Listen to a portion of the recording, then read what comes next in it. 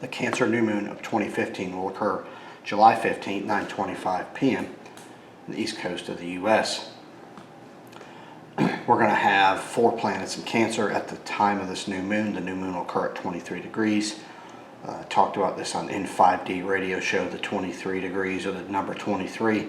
Hope you have a chance to listen to that on N5D channel or N5D on YouTube. This is a big number. We're going to have the sun and moon exactly on that degree as the new moon occurs.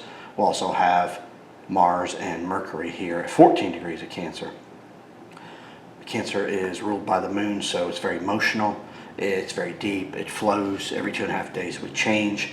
A huge opportunity is going to occur here during this time for us to manifest from the very deepest core of who we are as Cancer, ruling the 4th house is where we go to feel safe or at home or just protected or try to find protection. A lot of, no matter what's going on in your life, you're going to really be able to tap into the deepest core of yourself and to be able to nurture from that perspective.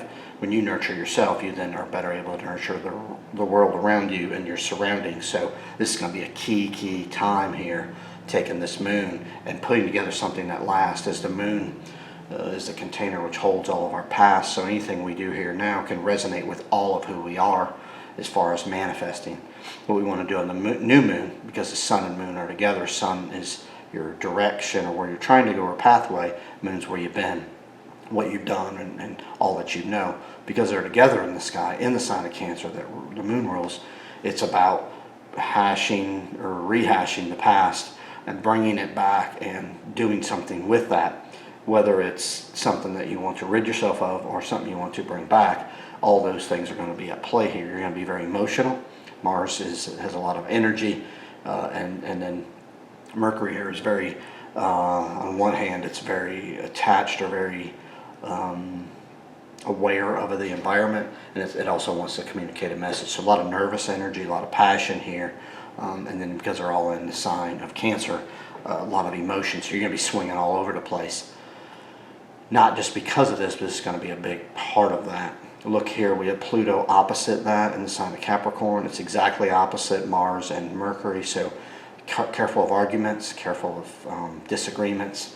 You may be trying to get to a new level, so maybe an argument or disagreement is something going to be good, but don't keep carrying it on here. You're going to wear yourself out. If the argument happens, know that I'm telling you, beware of explosive environments. Just know that what really needs to be done is to get out in the open, whatever you feel. Work on it. Don't try to fix it right yet. Give it a couple days. Remember, the moon changes signs every 2.5 to 3 days, so give it 2 to 3 days before you go back to it. I'm just trying to prevent you from having to say you're sorry. Nothing wrong with getting it out. You may cause a few ruffles or ripples, but it's okay. 2 or 3 days you may come back and change what you're thinking or feeling. And opposition is extremes. Pluto and Capricorn. I've talked about this so much I'm almost tired of talking about it, but you can't stop. We're at 14 degrees in Capricorn, and it's really destroying the structures that have been built, all structures that have been built by us, or anything on the physical plane over the last 248 years that are no longer going to be beneficial for where we're going, as long as it's not good for the masses and it has to be in line with nature. So Pluto's doing that, and now we have all this that we're trying to have re-emerge into our lives and bring back that which we know is right, where we know that we need to handle. A lot of that's going to come to the surface here, so be ready. It's going to be chaotic and all over the board. So just know that that's coming, and knowing that's time, you need to be ready for that. We have Uranus here, and I've been talking about this being the pioneering, shocking, sudden energy that's got in the sign of the pioneering attitude of Aries. So we've been trying to break free and find new technology and just take off from where we were to where we're trying to go, and just distance ourselves so far from what was and try to bring so much good in. But we've got to be careful, because we're not bringing all good in. We're learning here. Aries is the sign that we can make a lot of mistakes.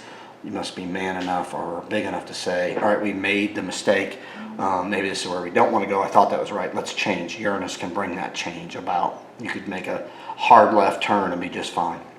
It's squaring all these planets as well. It's also squaring Pluto, so we got a big T square here, as you can see. And so this really brings about a lot of karmic issues that we're dealing with, and they're everywhere. It's every facet of life, because these are 3 cardinal signs: Aries, Cancer, and Capricorn are 3 cardinal signs. Whenever we deal with cardinal signs, we must change, we must step up, and we must do something. So this to me is a really big event, a really big time this fall. It's going to bring a lot of chaos and a lot of change, and you must understand who you really are, what you really are, and the value that you really have, and just how good you are. This is going to help show this. You don't have all the puzzle pieces, so don't think you have to have all the answers. You're going to find them through this, and through this, and it will be difficult at times. It will not seem right at times. It will not feel like it fits at times. I'm okay with all that. Just know, with all these squares and these red lines here going in oppositions, that you're going to have to deal with uncomfortable things. That's what this is going to be about. The more you face, the more you really look at, the better you're going to be, and the more advanced you're going to go through as we enter this energetic time as we move through. Jupiter and Venus are together late in the sign of Leo. Jupiter's been in Leo for the last year. All you Leos have hopefully felt the luck of what's going on here. This is kind of a very good aspect to finish up on. If it wasn't squaring good old friend Saturn. Saturn is squaring this, so what you want to do is be careful here at the end of this Jupiter and Venus transit through Leo. Careful that you just make sure that anything that you're working on to improve, or where you feel the need to put some effort forth and change, and remember, it's a Leo, it's a fire ruled sign, and the effort put forth here now is for alchemy is to change from one form to another.